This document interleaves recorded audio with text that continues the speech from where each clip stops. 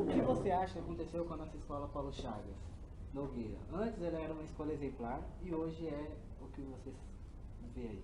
Que vivencia, né? Bom, eu morava aqui perto, no colégio, aí eu tive que fazer estágio em filosofia. Aqui eu escolhi essa escola. Eu estava dando aula no LOG, aliás, não estava dando aula ainda. Então, o pessoal sempre falava, o Paulo Chagas é a melhor escola da região. Mas, bom, é perto da minha casa, é melhor eu fazer estágio lá. Aí eu vim pra cá, fiz o estágio, gostei do estágio, os professores até, na hora do estágio eles falavam assim, olha, pega aí e dá aula. Aí eu gostei, a galera fazia pergunta, respondia, eu gostava. A diretora sempre abriu a escola para outras atividades de fora, eu falei, é aqui que eu vou ficar mesmo. Mas você não acha assim que não foi tudo aquilo que aconteceu? Não, eu não tinha visão da escola como eu tenho agora. Então, eu sei que quando o Unibanco entrou, veio um monte de projetos para a escola, mas os índices começaram a cair. Os índices de aproveitamento de alunos, o índice de evasão aumentou, os alunos tiveram menos conteúdo que deveria ser ministrado e mais envolvimento com os projetos do Unibanco. Então eu percebi que a partir daí não foi aquela coisa linda, maravilhosa. E tinha os problemas normais de escola, depois senti a escola meio abandonada. Assim, então falei, vou ter que estudar uma forma de lidar. Eu entrava muito em conflito com os alunos, que eu vinha com ferro e fogo, levava aluno direto para a diretoria, o aluno queria bater em mim e tal. Aí depois eu chegava lá, abraçava a mãe dele, pegava, conversava e morria ali. Só que pega mal, levar aluno para a diretoria. Então agora tudo que tem problema eu resolvo dentro da sala. E o que você acha sobre o sistema limitar o aprendizado dos nossos alunos? É muito conveniente, porque o aluno que não aprende nada, ele acaba sendo mais um escravo do sistema.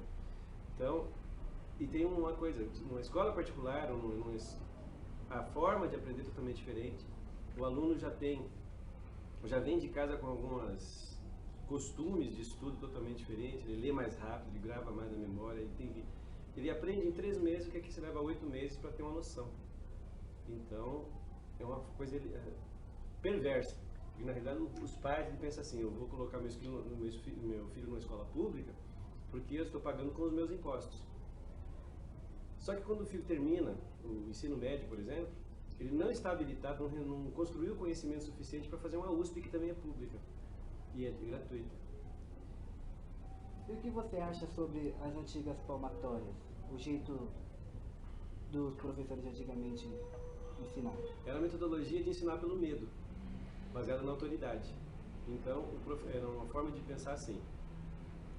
Era uma visão do conhecimento, e o conhecimento é uma coisa embalada, própria para consumo imediato. Está pronto, uma coisa pronta, o professor detinha o conhecimento, o aluno era um bando de imbecil, que se não fosse coagido, ele não podia despejar o barril de conhecimento na cabeça dele. Então, toma porrada, toma palmatória, grande milho no joelho. Só que isso não funcionava, as pessoas ficavam odiando o conhecimento, ou se tornava sádico. Eu vou repetir com os próximos alunos que fizeram comigo. E o pessoal não aprendia. E você vê que a violência é um péssimo método para ensinar as pessoas. A criança que é desrespeitada em casa, por exemplo, o pai torna a criança merecedora de amor, né? Se eu vou te amar se você me obedecer, se você fizer tudo o que eu quero, então senão você vai embora de casa. Ele começa a representar, começa a ser falso. E o aluno também. Se tem que estudar por medo, ele vai fazer o mínimo necessário para tirar a mínima nota para se ver livre daquela monstruosidade. E pelo contrário, todos os métodos de pedagogia são baseados no amor, no afeto, na interação. Aí o conhecimento não é uma coisa pronta, é uma coisa que você vai... É uma construção e também um pouco de assimilação de recursos, e você vai desenvolvendo habilidades, você vai desenvolvendo formas de assimilar as coisas sem violência, né? Violência vai aprender a fugir, correr ou lutar. E na sua opinião, o que falta na lei que defende os professores da agressão de alunos? O que falta na lei? Bom, eu não peguei a lei para ler, então essa foi uma deficiência minha aqui. O que diz a letra para eu poder completar para você juridicamente. Mas eu acho que foi uma medida tomada em extremo,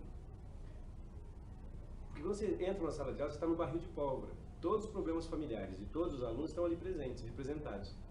Então, se a pessoa não está preparada para interagir com esses alunos, ela vem com aquela utopia achando que ele vai passar matéria, passar informação, passar conhecimento, que é um absurdo, não se passa conhecimento, se passa informação. O aluno vai depois formatar essa informação e transformar em conhecimento se ele puder, tiver os recursos e vontade, interesse.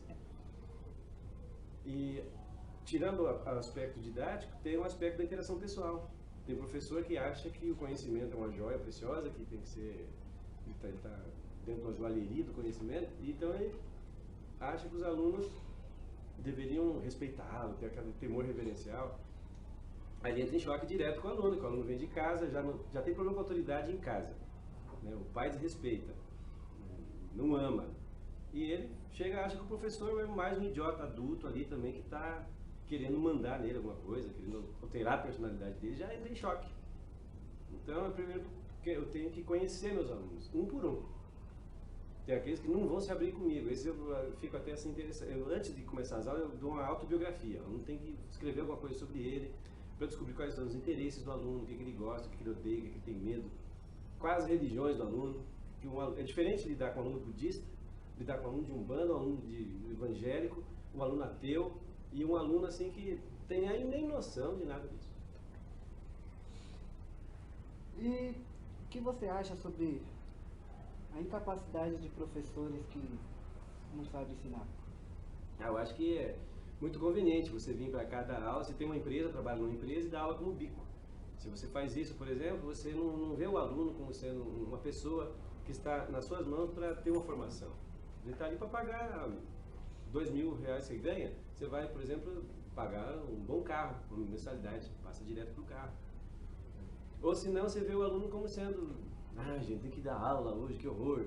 O cara está aqui fazendo um tipo de masoquismo com ele mesmo. Eu acho assim, você deve fazer as coisas que você gosta. Eu dou aula porque eu gosto de dar aula, eu gosto de apresentar as ideias, provocar e tentar despertar aquela molecada que está assim, pra lá de Bagdá, de Marrakech, não está nem aí. Já aproveitando essa questão, o que você daria como solução para impedir esses professores que acham que sabem ensinar? O sistema está aberto a todos, então não tem uma solução assim, né, como seria rastrear o professor ideal. Não existe isso, não existe.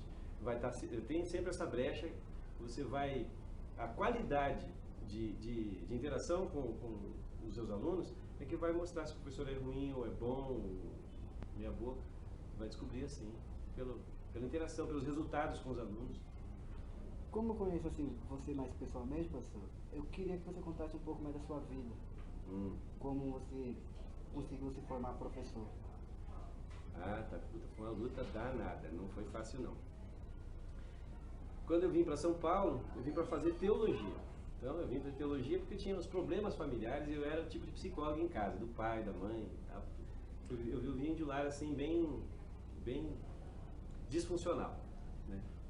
Eu fui adotado por uma família pobre. A minha mãe botou numa caixinha do lado do trem, para ele passar em cima, né? Eu era bem pequeno. Aí não deu certo. Aí deu a sorte de uma mulher, a dona Palmira passou, chegou e levou para a padaria. Lá e falou, eu achei essa criança, né? Eles identificaram, localizaram quem era a mãe biológica que fez isso. Aí fui adotado por uma família pobre, né? Só que me amaram muito, muito amor. Tudo que amor que tinha, passaram para mim. Só depois de certa idade, o pai acabou entrando para bebida. Ele bebia pra caramba. A mãe entrou para uma igreja adventista, ela não bebia, E eu saí de casa, eu era muito bagunceiro, mas bagunceiro mesmo. Jogava pedra na escola, falsificava minhas notas para não apanhar em casa. Aí repeti 2 séries, a 7ª, repeti na 8ª. Aí o pai chegou para mim e falou, moleque, é o seguinte, se você quiser continuar estudando, tu vai ter que pagar para estudar, tu vai ter que trabalhar para te virar, tá? Você não vem trabalhar comigo aqui, vem fazer as coisas que eu faço. E eu lembro que na época eu falei para ele, se eu posso voar como águia, eu não vou me arrastar como galinha, ou como verme no chão. Falei isso para ele. Você que sabe, a vida é sua. Aí ele me deu 3 conselhos. Olha, usa camisinha, o conhecimento não ocupa lugar e não passa fome. Porque de mim eu não vou te dar uma ajuda, você se vira. Eu peguei, fui para uma escola que tinha que pagar, trabalhar para estudar. Se o ensino médio todo foi trabalhando de pedreiro, trabalhando de um monte de carpindo, lá no Rio Grande do Sul. Aí terminou, aí assim que eu saí de casa começou, eles tiveram que se acertar lá em casa, parar de brigar, senão, né, eles iam se matar os dois. Aí parei também de me envolver com eles, mas comecei a estudar como seria com outras crianças adotadas, outras crianças que não tinham perspectiva. Falei, o único jeito de lidar com essas crianças, eu não vou adotar criança que não tem recurso, mas eu posso dar aula, eu posso ensinar algumas coisas e tal. Aí comecei, vim para São Paulo, fiz teologia. E no final do teológico, eu falei, não é isso que eu estou querendo, não é isso que eu estou querendo, vou trabalhar dentro de uma igreja, uma organização fechada. O pessoal lá na cúpula toma decisões, eu tenho que ser pau mandado o tempo todo, eu não quero. Aí eu caí fora. Eu fui lecionar lá no Jardim dos Reis, Aracati, Jardim dos Reis, Ângela, dela Capão Redondo, fui dar aula pra lá. Aí quando eu cheguei, a empatia com a molecada foi total, né? Eu tinha uma sala, um bando de metaleiro, noutra sala, um bando de pichador, noutra sala o pessoal... o pai queria comer a filha e ela vinha, professor, meu pai quis me comer essa noite, a mãe dá atenção para ele, o que eu faço? Eu não ia falar para mim, não, usa camisinha, não. Então eu comecei a me envolver com os alunos, os problemas deles, e eu falei, peraí, eu não tenho uma estrutura psicológica para lidar com todo mundo ao mesmo tempo. Então eu fui estudar psicologia, então fiquei uns 2 anos estudando psicologia, fui fazer. Só que eu pagava aluguel, então pagar faculdade e aluguel, aí chegava... No segundo ano não aguentei pagar a faculdade, pulei fora da faculdade, continuei com o aluguel, mudei de escola, e assim fui mudando de escola. Aí tentei história lá na FAI de Ipiranga. Então, aí eu comecei a ver assim, os alunos não sabiam fazer trabalho. Eu fazia trabalho para os alunos, ganhava dinheiro com isso, pagava meu aluguel com o dinheiro dos trabalhos que eu fazia. E aí surgiu a oportunidade de lecionar filosofia, geografia, né? Eu pegava na época. Aí entrou o Fernando Henrique Cardoso. Falou, olha, eu fui me renovar no início do ano na diretoria de ensino, né, fui dar aula e tal, de filosofia. Você não precisa mais dar aula de filosofia, o governo tirou filosofia, tirou psicologia, tirou sociologia. O que eu vou fazer? Aí o cara falou, olha, você podia morar no CRUSP, lá na USP. Você faz vestibular para a USP, há 15 anos que eu não pego química, física, matemática. Aí, mas fui. A diretora falou, cria vergonha na cara. Todo ano você entra numa faculdade nova, tu entra numa escola nova, vai para a USP, faz alguma coisa lá e pega o diploma, vai morar lá dentro. A mãe tinha morrido, o pai tinha morrido. Falei, tô sozinha aqui em São Paulo, não vou cair na putaria, eu tenho que fazer alguma coisa mais digna. Então, resolvi fazer justamente isso, eu fui para a USP, fui lá. Nem acreditei que eu ia passar no vestibular.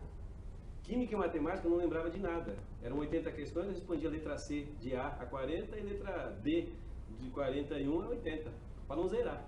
E fiz 23 pontos. Química, física. Aí depois, para dar aula no estado foi isso, vim fazer estágio e tal. Dei aula no lote primeiro, né, e depois aqui no Paulo Chagas.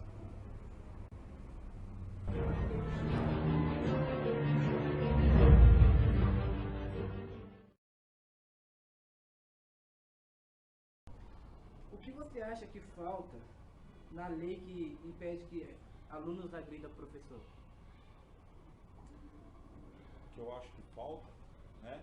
Eu acho que não falta, né? Que a questão é muito mais além do que a escola. Você não pode agredir ninguém de uma forma de violência, né? A violência pode ser moral, né? Psicológica, física. Tem várias formas de violência.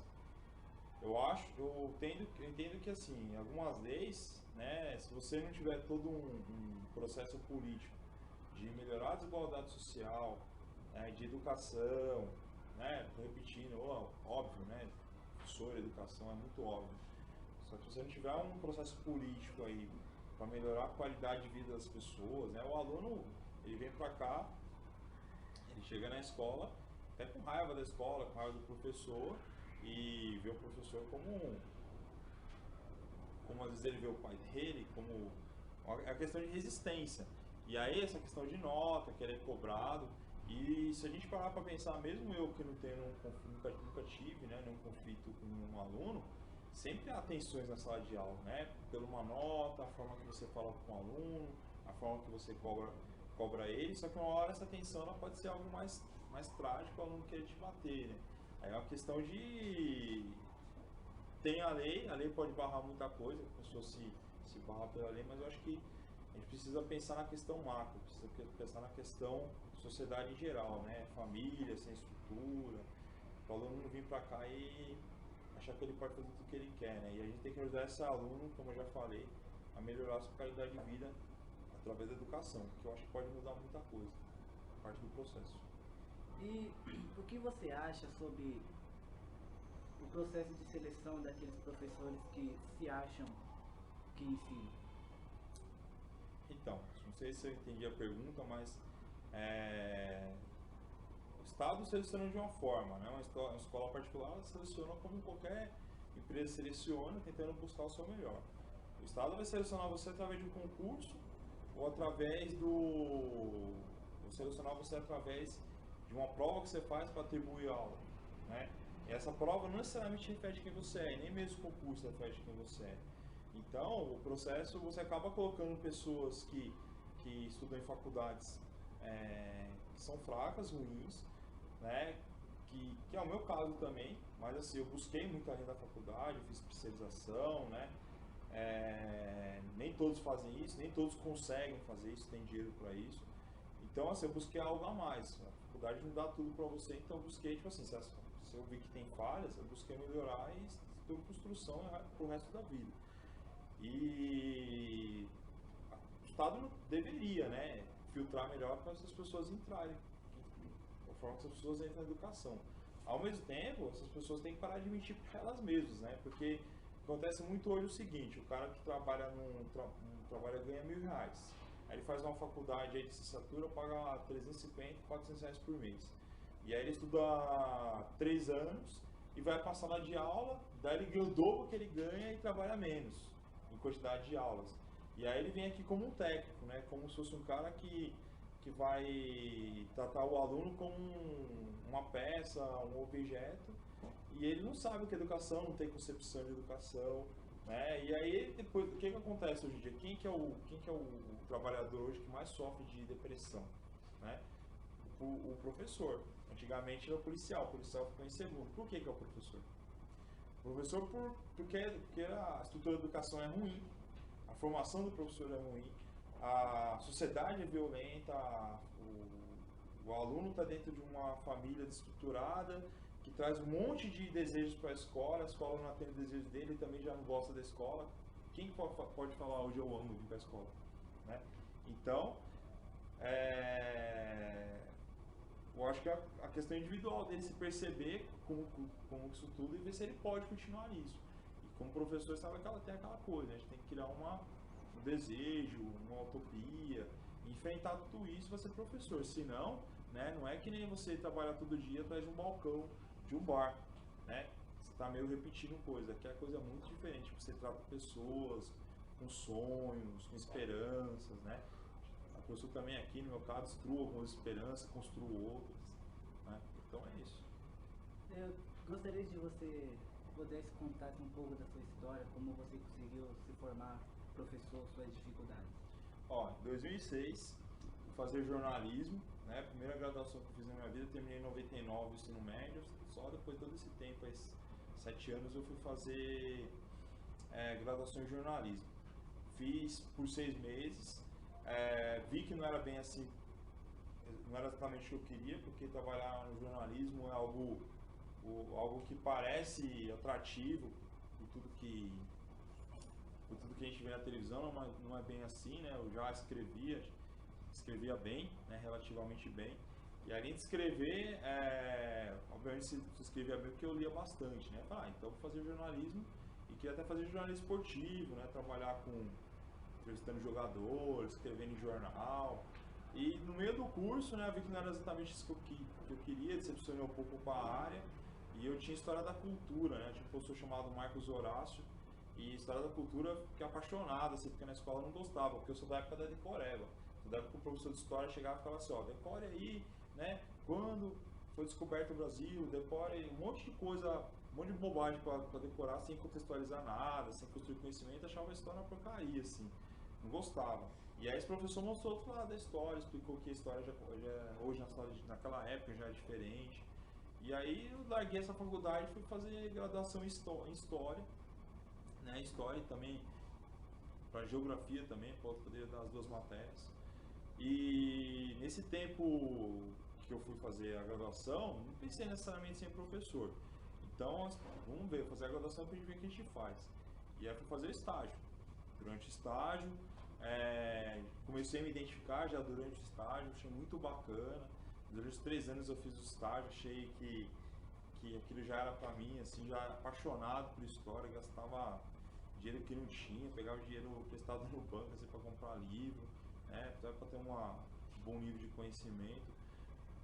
E a primeira vez que eu entrei em aula, né, sozinho na sala de aula foi em 2010. E dali eu vi que a recepção dos alunos, que eles falavam para mim sobre as aulas, era algo muito bacana, algo que eu não tive, né? A melhor coisa é você trabalhar num lugar e as pessoas reconhecerem o seu trabalho. E aí eu falei, pô, bacana, eu vou construir isso, já que os alunos gostaram, então assim, então é algo que você pode pensar. Então eu preciso continuar fazendo isso.